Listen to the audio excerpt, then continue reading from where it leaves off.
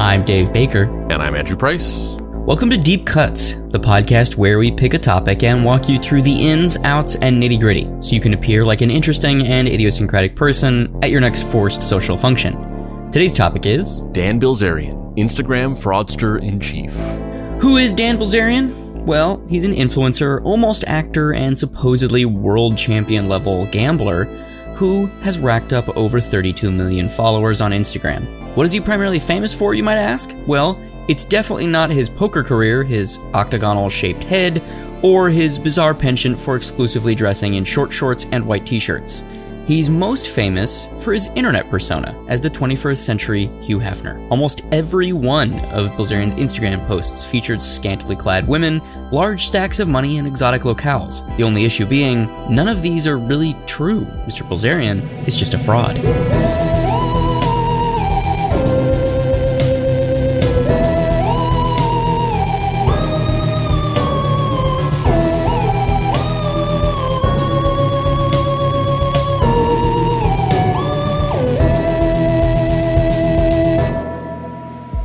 Act 1. You don't get rewarded for your honesty.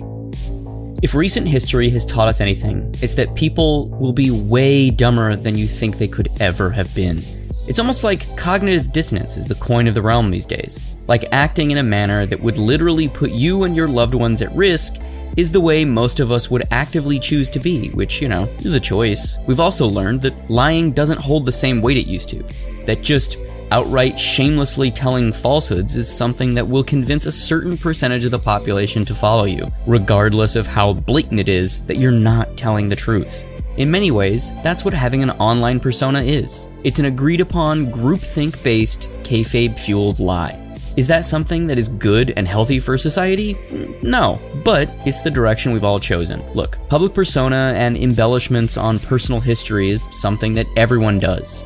It's how you get a job. We don't live in a perfect world, and the realities of paying rent mean, by any means necessary, I will get this shitty dead-end job that I don't even really want. And that's how a lot of people function online. They build up a digital altar to themselves, creating a permission structure for those around them, allowing people from all over the globe to send them love, likes, and comments, and the hugs their daddies never gave them. Wait, is that a spoiler? Daniel Brandon Bilzerian was born on December 7th, 1980, in Tampa, Florida. He was born to Terry Steffen and Paul Bilzerian, a corporate raider who specialized in takeovers and bankruptcies. Dan rose to fame supposedly off winning large amounts of money playing poker, and we'll talk more about that later. Dan's brother, Adam Bilzerian, is also a poker player. Bilzerian's bearded visage is now something iconic in certain shitty dude bro, back pussy, guns, and workout-obsessed corners of the internet.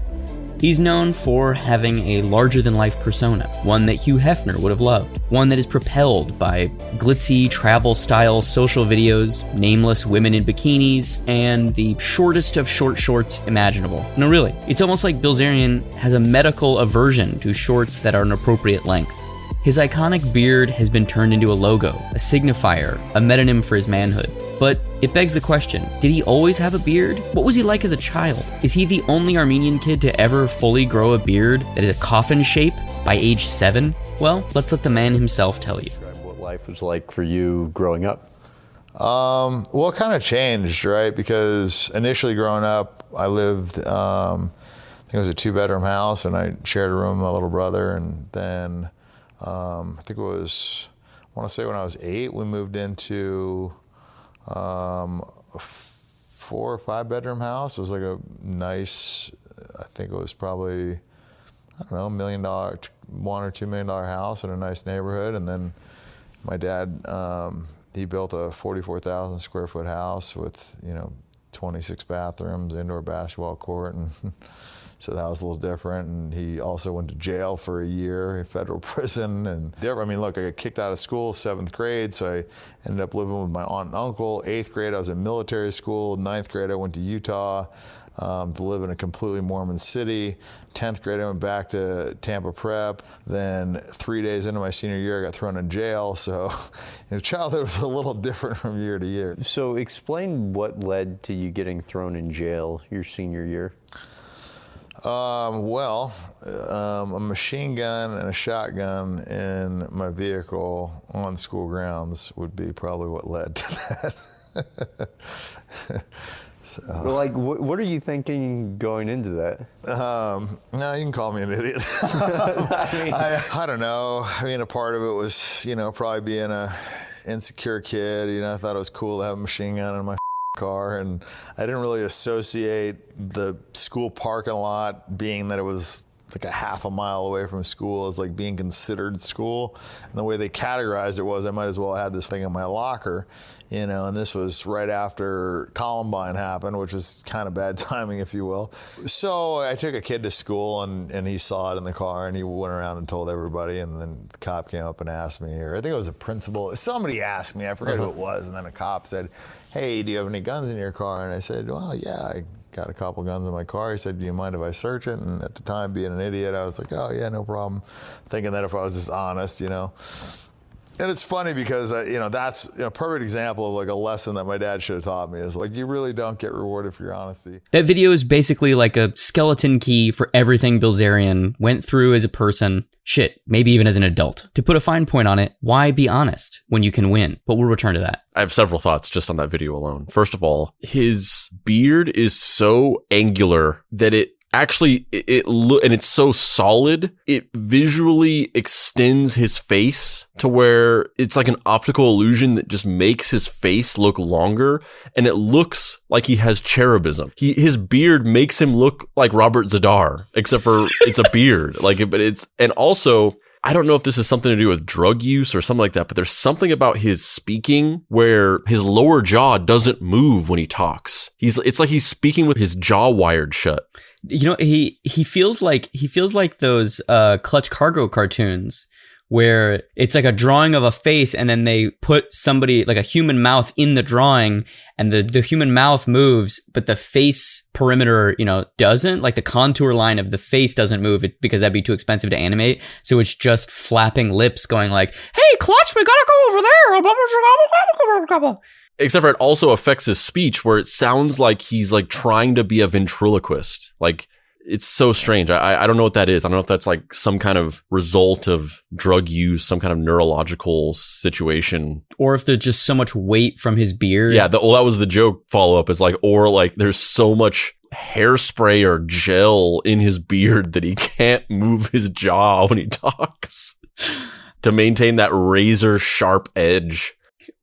Prior to us doing this episode, did you have any exposure to Old Dirty Bilzerian? Not really. I mean, he exists in the same hemisphere to me as a lot of these types of people that I'm aware of, but purposely do not look into, like Logan Paul or... But he's even worse, though, because those guys are they're known for internet comedy, kind of. They're also just really shitty dude bros, whereas Dan Bilzerian is known for look at me firing this gun while there's a girl over my shoulder in a bikini, and we've taken the photo so you can see her butt. Yeah, I mean, there's a ton of people like that. There's a lot of weird YouTubers that are kind of in a similar vein, like this guy Keemstar, who's just a similar type of guy, who I'm aware of, but I just purposely do not look into or find out anything about until they actually have some kind of big news story that kind of forces me to learn about them.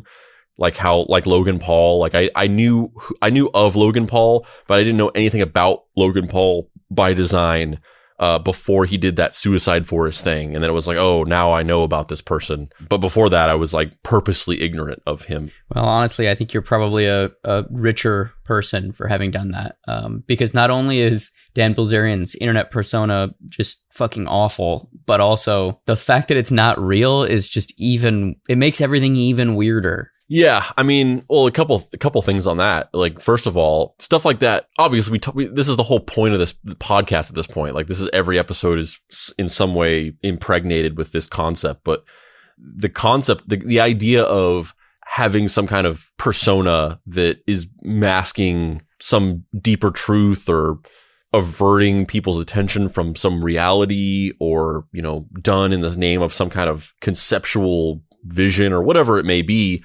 That concept obviously is something that we're very fascinated by, and it can be a really cool and interesting thing, but it's hard to enjoy it whenever both the content and the context and the subtext are all so kind of toxic and shitty. So it's not that type of persona that I'm personally particularly interested in. I think the delineation though is that you're aware it's a persona that is, something someone is attempting to cultivate in order to gain clout on the internet. Most people who follow him don't think of it as a persona. They think it's him. They think he's a playboy. They think he, is actually having sex with 7 women at once. None of this is true. Like that's the distinction. Yeah, it's like that Ty Lopez guy. The here in the garage, just got food driving my Lamborghini through the Hollywood Hills. But you know what I like better than Lamborghinis? I like knowledge. I have my books here. The billionaire Warren Buffett once said that knowledge is the best thing in the universe. And I'd rather read 10 million books than drive my Lamborghini in the Hollywood Hills. I don't even care about money. I call it knowledge fuel at this point because I just buy books with my money. That guy, that was his whole thing. It was all just like he literally rented like a mansion to shoot his like little videos in to pretend like he lived in it. And I'm sure he rented those fucking cars too, which dovetails into an observation I had about the video, which is sitting there watching it. And it's like, why is this guy being interviewed? Why are we interviewing him? Why are we listening to him talking about his life? Like, it's like this weird thing that we've talked about in several episodes where, celebrity morphed into this thing that was like, you wanted to become a celebrity by doing something and people were celebrities because of the things that they did. And somehow like the snake ate its own tail and then celebrity became about being a celebrity and you were a celebrity because you were a celebrity. Like this is a rhetorical question because I know that he's a celebrity because of these Instagram pictures he posts and his lavish lifestyle he projects and all these things. But cosmically or existentially, why is this person being interviewed? Why did this person have him on the show to interview him? Why are we listening to him being interviewed? Why is this happening? He's just talking about his life. It's like a simulacrum for something that he did. He did nothing. He's just like talking about his life for no reason.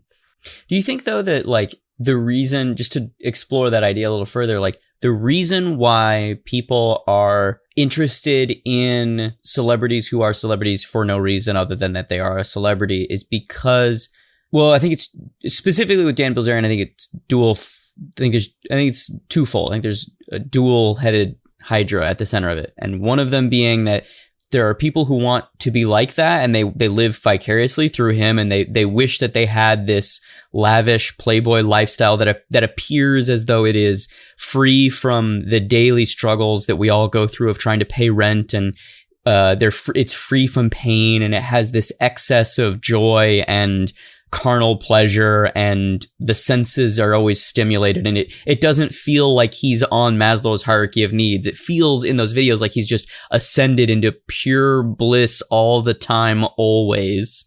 And then the other side of it is that I think a lot of people feel unseen. I think people feel small in their accomplishments or their life. I mean, it's just something about the way that we've all collectively agreed America is run is that we don't have an actual ruling class or an aristocracy. We have this kind of like that's ordained by blood. We have this kind of like cultural aristocracy where we all just agree that these people are our 1%. And I don't mean that in the 1% of like Jeff Bezos with billions and billions of dollars. I mean that in like the 1% are oppressing the bottom 99% with their wealth. Yeah, exactly.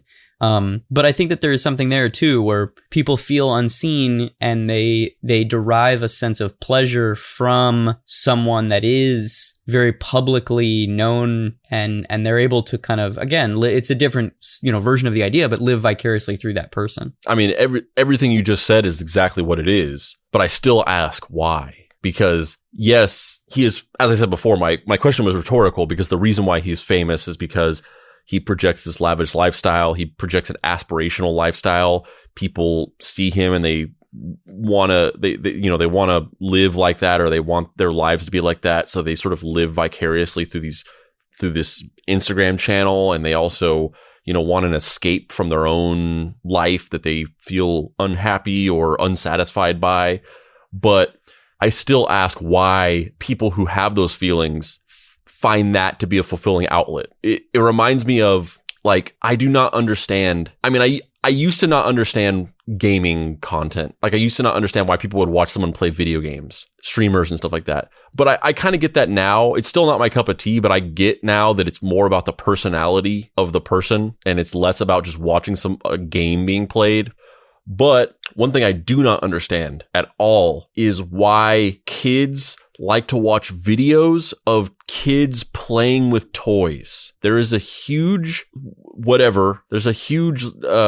market for content on YouTube, which is either kids playing with toys or people just opening toys. And kids will watch those videos. And it's so confounding to me, especially because one time my nephew was visiting and he was watching a video of somebody playing with this game. A board game. I can't remember what it was anymore, but it was a particular board game, and I was seeing him watch this, and I bought it for him, this game, because I'm seeing that, I'm like, oh, he wants this game. This is like the kid nowadays version of like looking in a Target toy ad or whatever. Like, he wants this toy, so I got him this toy. And when he got it, it was almost like he didn't know what to do with it, or his reaction to it was just like, oh, like, you got me this? Like, he didn't want the toy. He just wanted to watch the video of the toy being played with. And I don't understand how that fulfills anything for anybody. And this reminds me of that, where it's like, yes, people are unhappy with their lives. Yes, people want to have these aspirational lifestyles. And I guess to me, it's like you watch like James Bond for that, because it's like a story and it's presenting this aspirational character. I mean, for some people, not for me, but yeah, but don't you think that's what this is though? This is like, it is that, but without any of the compelling stuff. No, I don't think so, man. I think it's the opposite. I think it's compelling because it's like wrestling, because we know it's fake, but most of the jabronis out there think it's real. And the story is so much more compelling because it's not Daniel Craig pretending to smooch up on some, pretty lady. It's Dan Bilzerian actually fucking 10 bitches in one night, bro. Like, it's so much more. Yeah, but yes, 100%. I just don't understand why you would care about that. Why would you care about because I want to have guy? Sex with 10 bitches in one night, bro. But it's a different guy though. Like, yeah, bro, but like, he had sex with 10 bitches in one night, bro, and his beard is giant and my beard is giant. Maybe I could have sex with 10 bitches in one night too, bro. It's just so weird to me. I at least understand, like somebody like Gary Vee. It's a similar thing where he's kind of projecting this aspirational lifestyle and people look up to him because they're just like, oh, like maybe, these entrepreneurial people are just like, I could be like this. I could be successful or whatever. But at least he's like giving advice and like being like, this is how you do this or whatever. It's so weird to me just to be like, this picture of this guy standing next to models. I like that because I want to do that. It's so weird to me.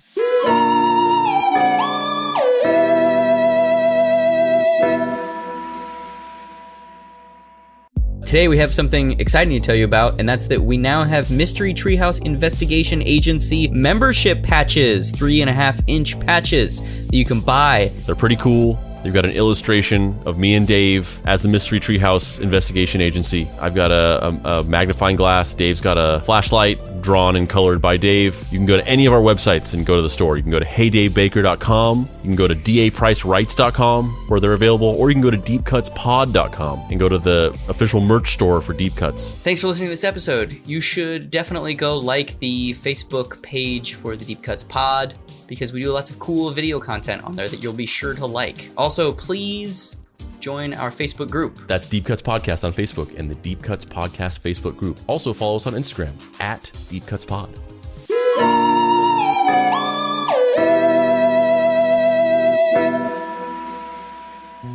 Act 2, a shitty Photoshop Star Wars joke, but instead of Luke and Vader, it's Dan Bilzerian and his beard. Paul Alec Bilzerian, Dan's father, was born in Miami, Florida, but grew up in Worcester, Massachusetts. That is so hard to say. Worcester, Massachusetts. You got drunk for a second when you tried to say that. Worcester, Massachusetts. Paul Alec Bilzerian, Dan's father, was born in Miami, Florida, but grew up in Worcester, Massachusetts. He served in the Vietnam War, earning a Vietnamese Gallantry Cross, Bronze Star Medal, and an Army Commendation Medal. Upon getting out, he went to Stanford University in 1975, where he graduated with a Bachelor's of Arts with honors in political science. This is when he made a decision. He was going to go for the gold, both literally and metaphorically. That same year, he enrolled in Harvard Business School. After graduating, he married his former Stanford classmate, Terry, and the two moved to St. Petersburg, Florida. This was in 1978. From here, Bilzerian becomes involved in a string of business ventures, some successful, some not. He invested in a Tampa Bay area radio station, but eventually left over issues surrounding control of the company. He took part in some failed corporate takeovers, Cluett Peabody and Company, and H.H. Robertson Construction, which were both botched, and the companies ultimately sold to other investment groups.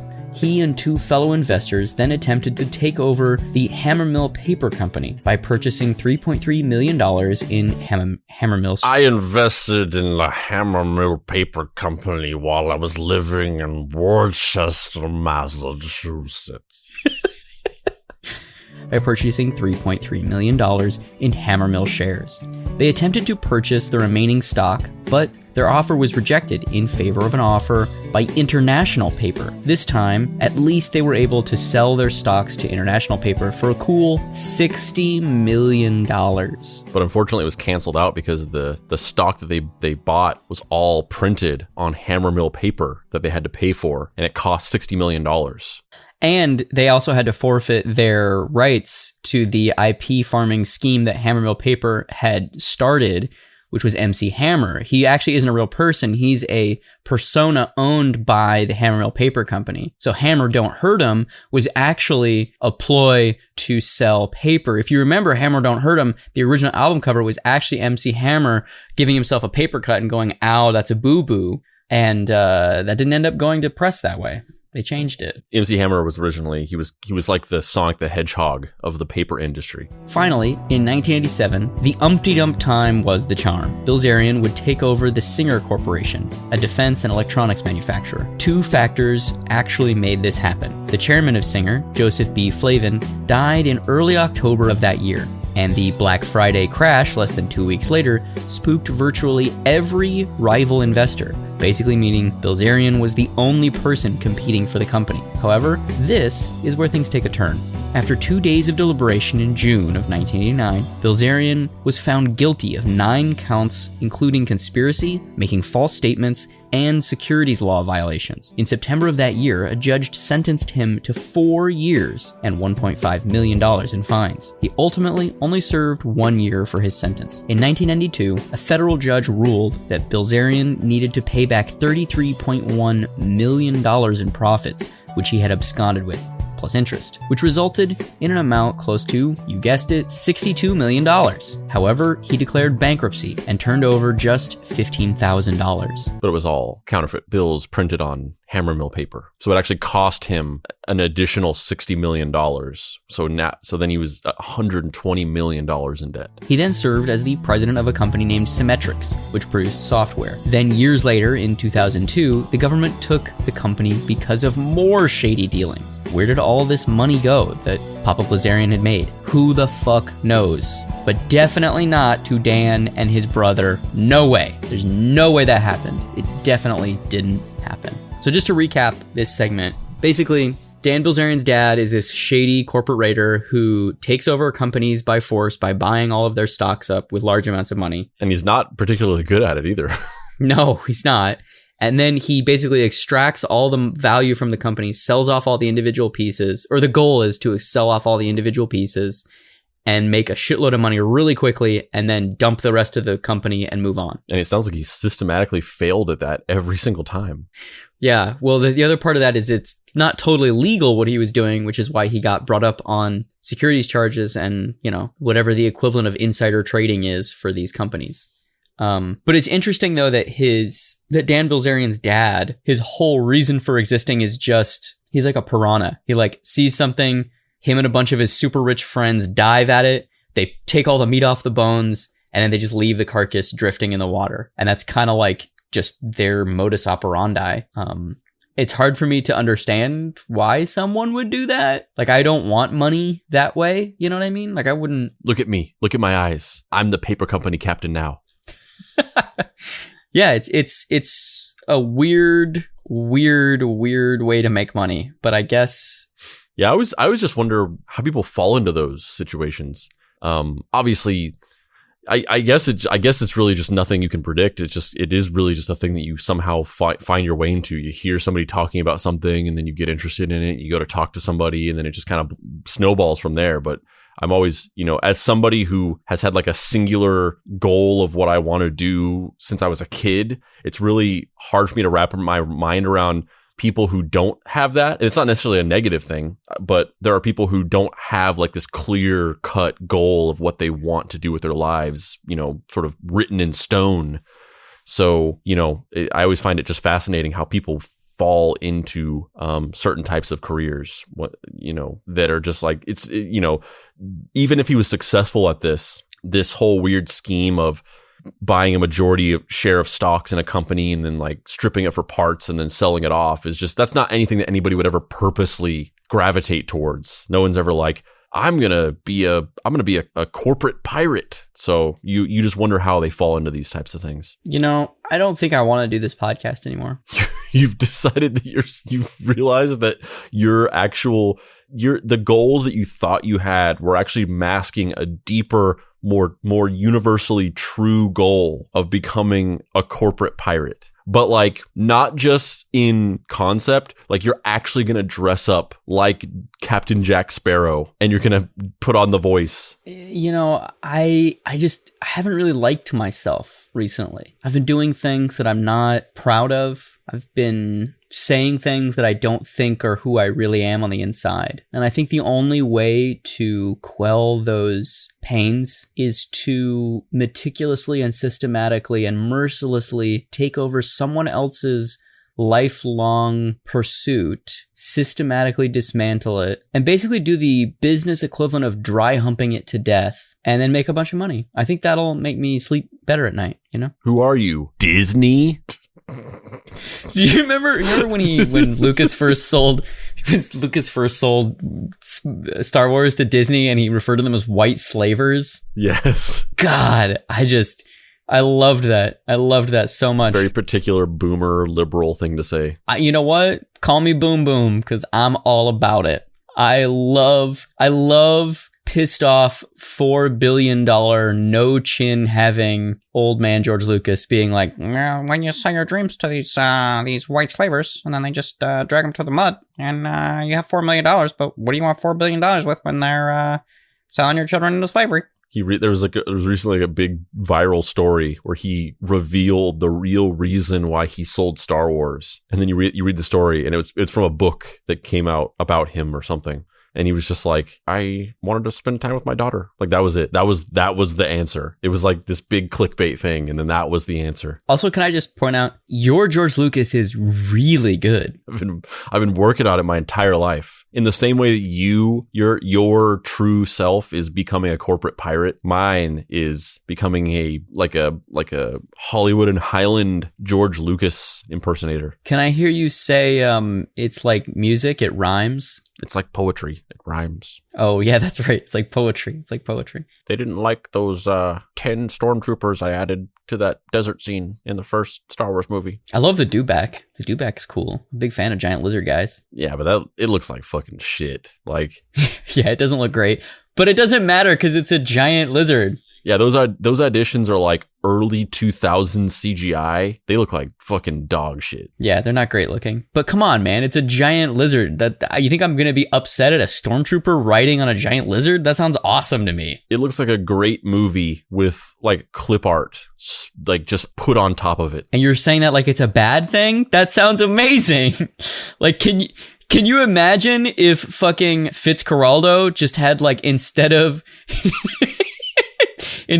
actually moving the ship across the mountains, they just were hauling like fucking Clippy, the word fucking mascot across? It looks like you're trying to haul a giant tugboat over a mountain. Might I suggest that you hire a bunch of locals and do it over the course of several years, in which case certain people will be maimed and even die? It looks like you're about to wax about the human condition. Might I suggest using the words simulacrum or Mobius strip or possibly kayfabe? Have you considered using the phrase crystal cathedral to the self? I don't know how to fucking land this. Fuck it, we're moving on to Act 3. Have you considered talking about a mind palace?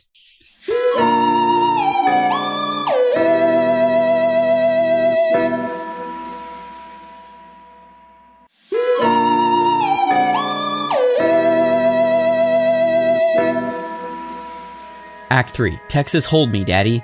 It's interesting on a character building level that Dan Bilzerian seems to have inherited or adopted his father's keen business acumen, but then combined it with a flair for the dramatic. Bilzerian is kind of like the P.T. Barnum of Instagram. Lavish parties, sexuality on display, animals, guns, money, and a pervasive stench of, this can't be real, can it? Surprisingly, old Dizzy grew up to be something of a poker star, sort of. He claimed to have made his rather sizable fortune as a poker player, appearing multiple times in high-stakes World Series of Poker style events, where he would leave with large gobs of cash. Or he was working the angles and laundering his father's money through these poker tournaments. No one has ever proven that, but there are rumors and scurrilous barbs aimed at defaming him and his brother and his father's character, which suggest so. But also, low-key, like, come on, we all know what happened here. The fast life, well, it took a toll on the Blitz. His optical illusion chin that makes him look like Max Headroom couldn't stop him from having his body react to all the chemicals and drugs he was pumping into it. Due to drug use, he purportedly has suffered not one, but 2 heart attacks before the age of 32. And this is when things begin to change for the Blitz. Gramming too hard will give you a heart attack. You ought to know by now. This is when he has a ton of poker money and decides he's going to just live the lavish Bruce Wayne lifestyle, but with no moral compass. And he decides to set up an Instagram to document it. But after all, if an unnamed woman with size double D breasts comes within 50 feet of you, if you don't get a photo of it, did it ever really happen? Dan, well, he really does it, man.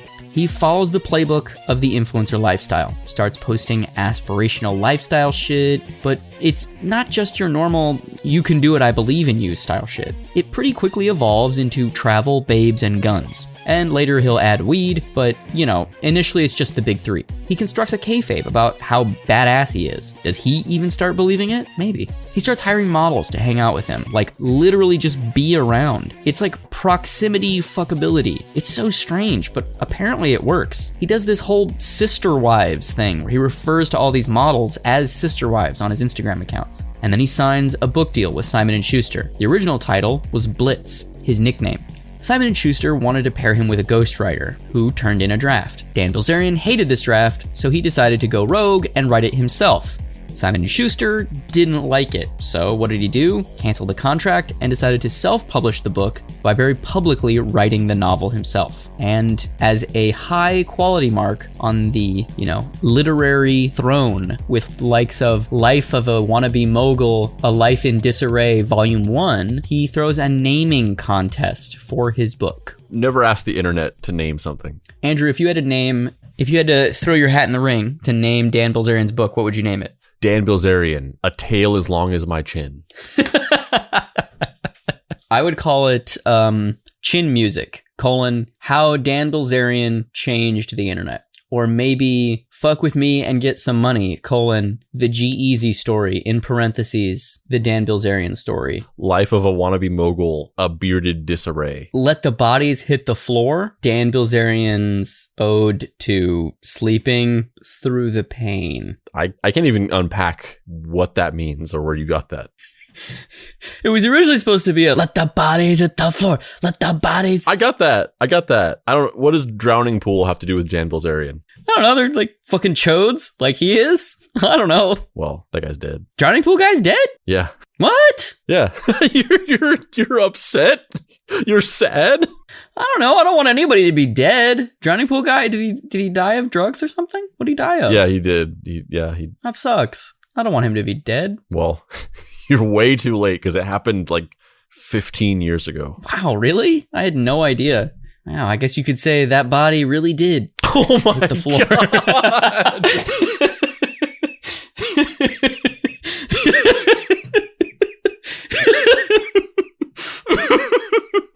to go from such a sincere like sadness to just throwing out the most dark joke you could have thought of.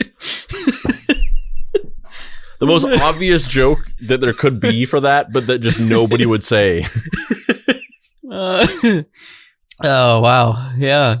Wow. Moving on. The next up in Dan Bilzerian's long list of weird accomplishments / pseudo failures. Wait, what was the name? What did he name? We didn't even talk about what he named. Oh it. yeah, I don't think they even announced. I don't know if they announced it. I don't remember. What did they? They probably didn't. If it was a fill in the blank, then they definitely didn't announce it.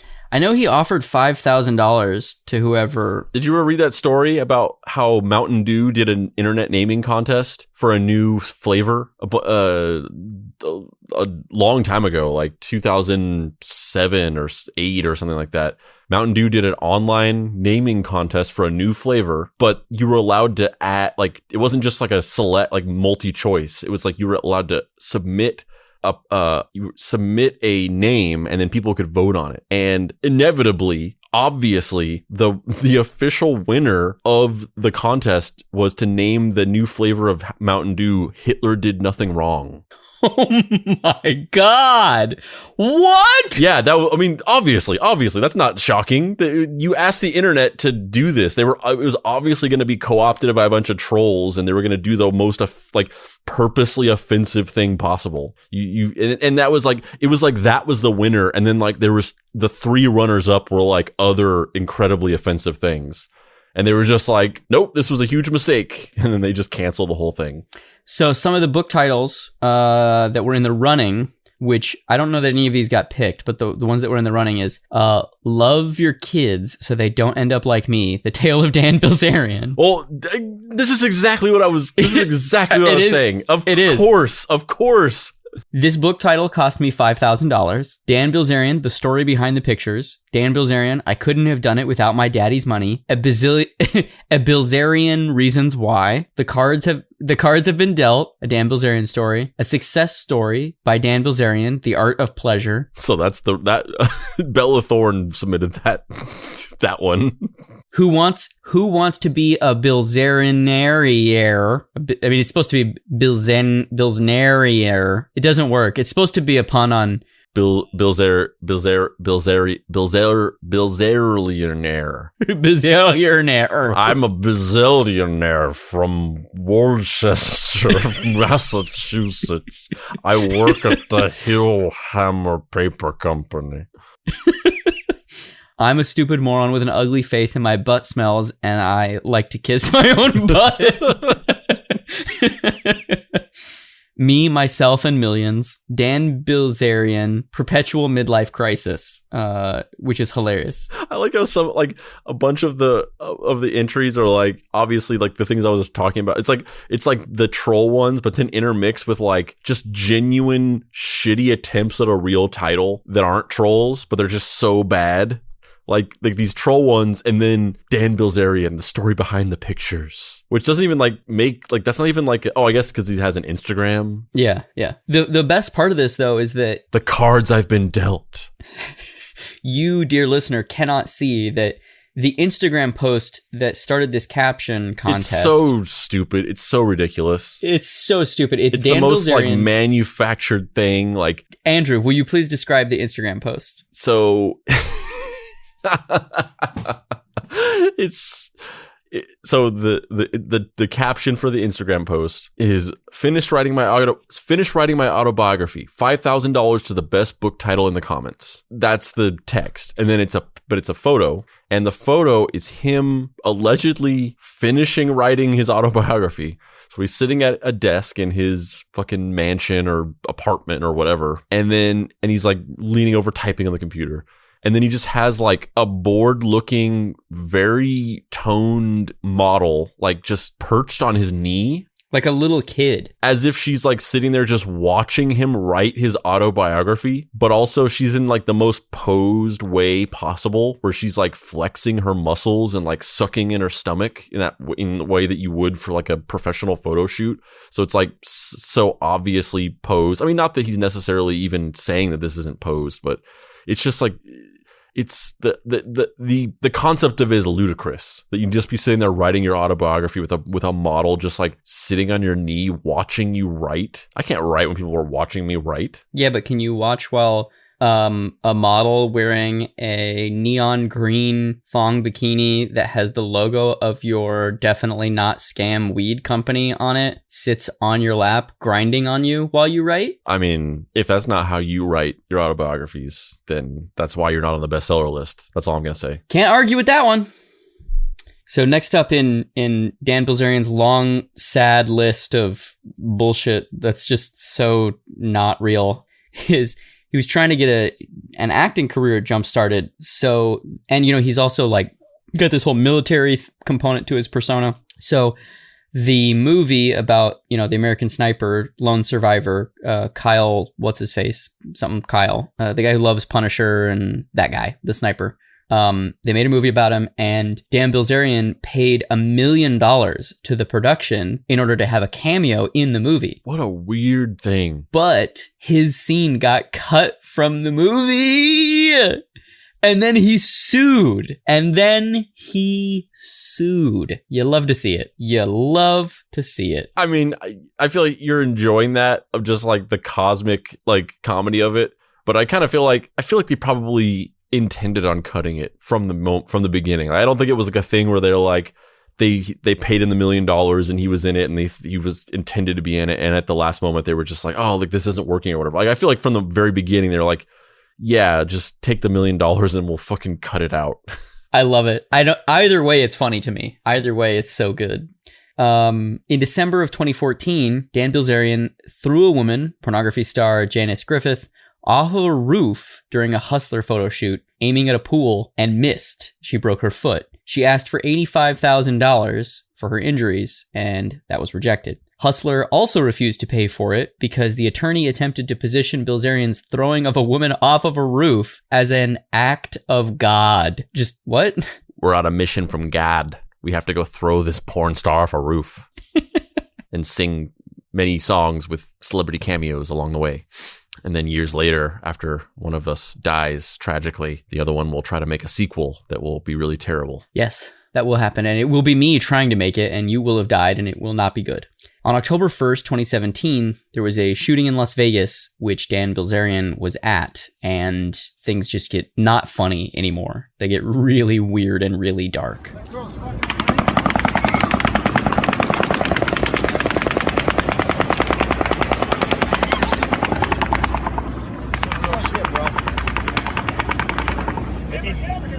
Hear snaps, that means it's coming by you. If you hear a crack. I heard a crack, dude. Hey, the security's boning up.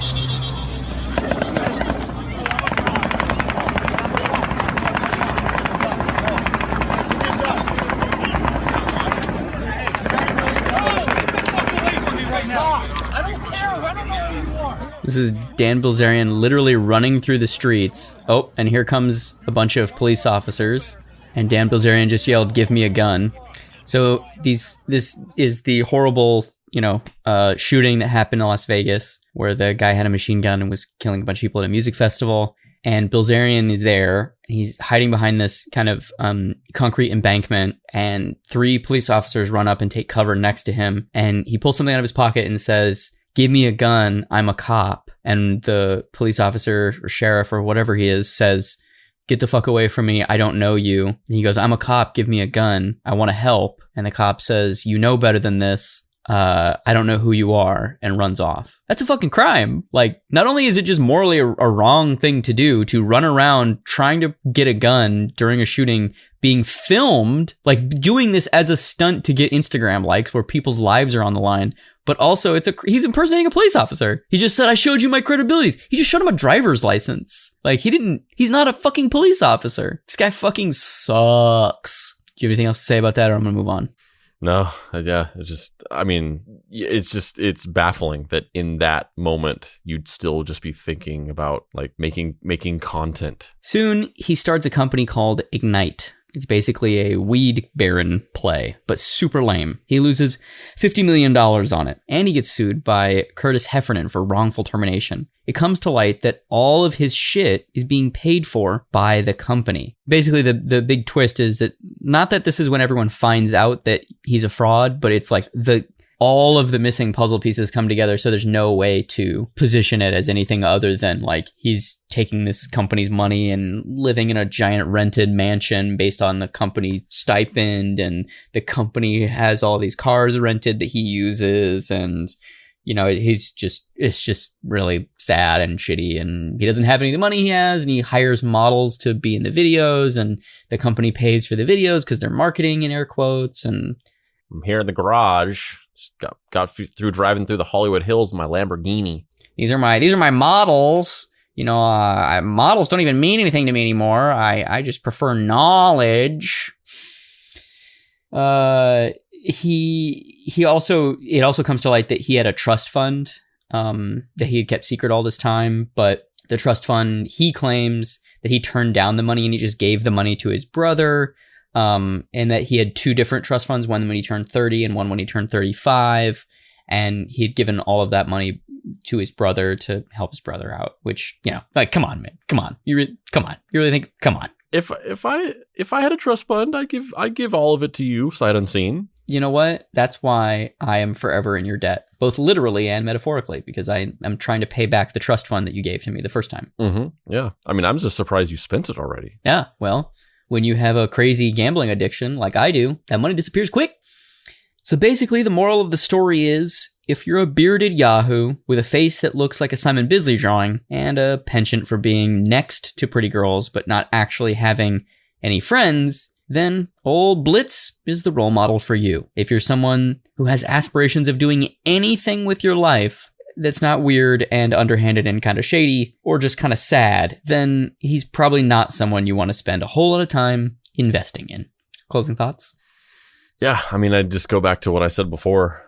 It's kind of mentally exhausting how much capital as a society and a culture that we allocate towards people like this, and the fact that we've created a structure in which they can thrive. The intersection of social media algorithms and the way that they propagate and distribute types of content, and the way that people have become so obsessed with celebrity, and the just extreme unhappiness that a sort of capitalist consumerist society puts, much of the country's population in, has just all converged into this point where life has just become like you said before, like you said earlier, like our daily life. And this is trickled into celebrity. It's trickled into politics. It's trickled into, it's infected everything, where all of our life is just like a constant professional wrestling work. Like it's just all storylines that we're following like it's a fucking soap opera.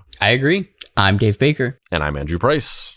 This has been Deep Cuts. You can find me on the internet at heydavebaker.com, where you can find books like Action Hospital, Fuck Off Squad, Star Trek Voyager, Seven's Reckoning, and Night Hunters. Andrew, where can people find you on the internet? You can find me in a big model home mansion out in the backyard on the diving board of a pool, with a photographer taking pictures of me, surrounded by a bunch of models, just saying like, no, hold on, just one more time. Yes, we will pay you. Just, we need to get one more of these. We can't leave until we get it. We have to get this. I have to put this out. I had to put this out at 3:00. It's my posting schedule. We have to get this. The other ones didn't work. You're blinking in this one. In this one, you're just like rolling your eyes for some reason. Like, what I'm not paying you to do that. Look happy.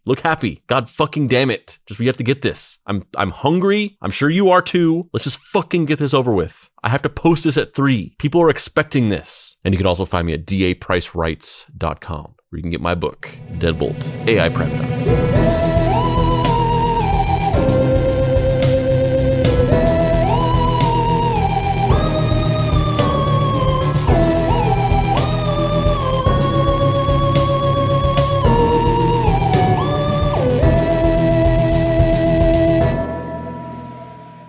Deep Cuts is a production by Boy Genius Media. If you'd like to find this show and others like it, please visit boygeniusmedia.com or deepcutspod.com. If you want to join in on post-episode discussions, please join the Deep Cuts Podcast Facebook group. Finally, subscribe to our YouTube channel for additional video content. The incidental music for this episode was created by Pseudocide, who can be found on Facebook at PSEUDOCIDE, with spaces between each letter because apparently Facebook doesn't like the use of the Latin stem side, and the Deadboy Detectives, who...